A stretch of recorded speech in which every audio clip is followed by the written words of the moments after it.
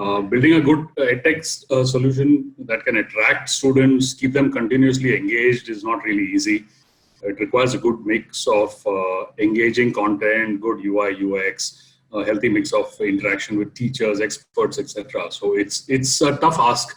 Just the technology is absolutely not sufficient for you to have a viable product. So we at Wadhwani Foundation have also embarked on this same journey. We are trying to create a digital platform to help educate startups and SMEs with best practices and help them grow and scale.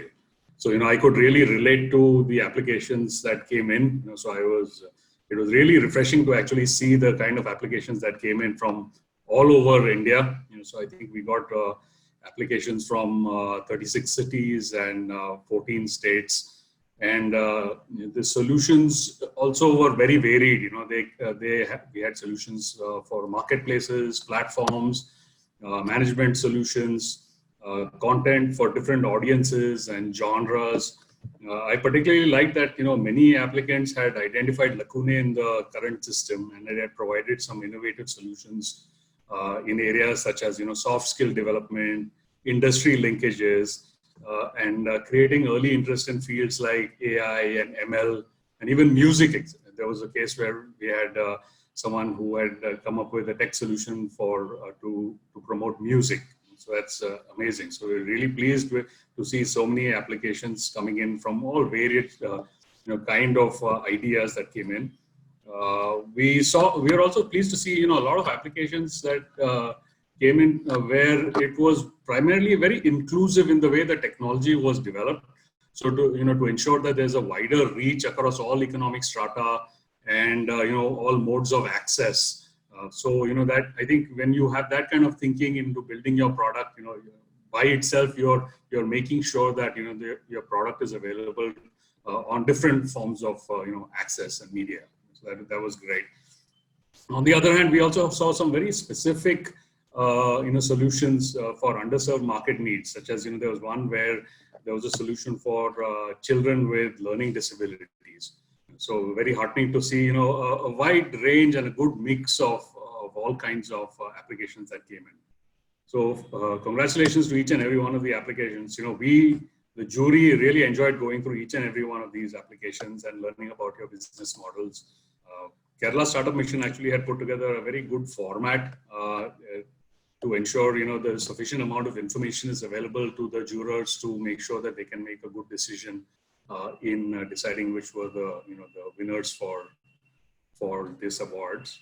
And I really thank all the participants, all the applicants who had put in the effort and put in all the details that was required in terms of what was asked for us to be able to evaluate your solution. It was difficult, very difficult task for us to rate and rank so many good applications. But however, ultimately the ones that had put together a very coherent and comprehensive business plan are the ones who actually surfaced to the top. An innovative idea or cutting edge technology by itself will not translate into a good business model.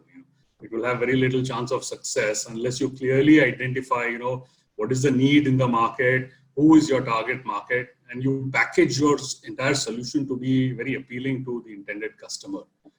So ultimately the winners today, if you look at it, they had a couple of things in common. So they had a very good understanding of the target market, very well-defined product offering, and a very good go-to-market strategy.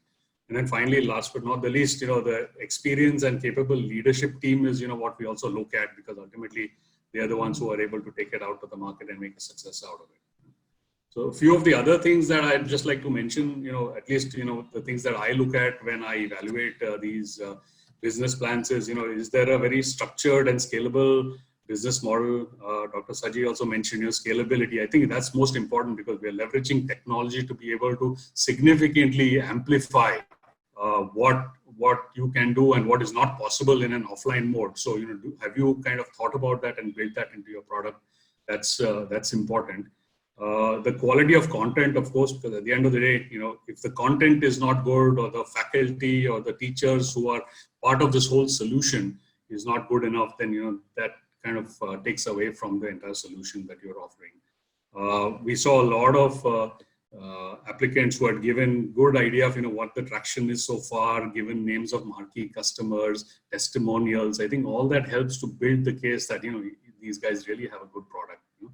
And finally, clear revenue model and financial projections. Many of the winners had provided that, and that gave us a good idea of what has been done so far, and what is the plan for the future. And they were very realistic, so it made a lot of sense. But I must say, on the flip side, we saw some amazing ideas, but they lacked a well thought out business model around it. I would really urge all of the applicants to introspect on your offering. Identify a USP, identify your ideal customers. Ensure that you have a really good go-to-market strategy, and that will really maximize your chances of success in your venture. Because you may have a very good technology, but if you've not built a good business model around it, right there you're going to have challenges. So there are many organizations who can help you. Don't think you have to do it yourself. I mean, Vadhvani Foundation, we help a lot of startups and SMEs with this. Kerala Startup Mission also does a lot of this. They help startups, put together a very coherent business plan, identify, where the gaps are, and so on. So please feel free to reach out to, any of these organizations who can help you out. At the end of the day, we want to see you succeed.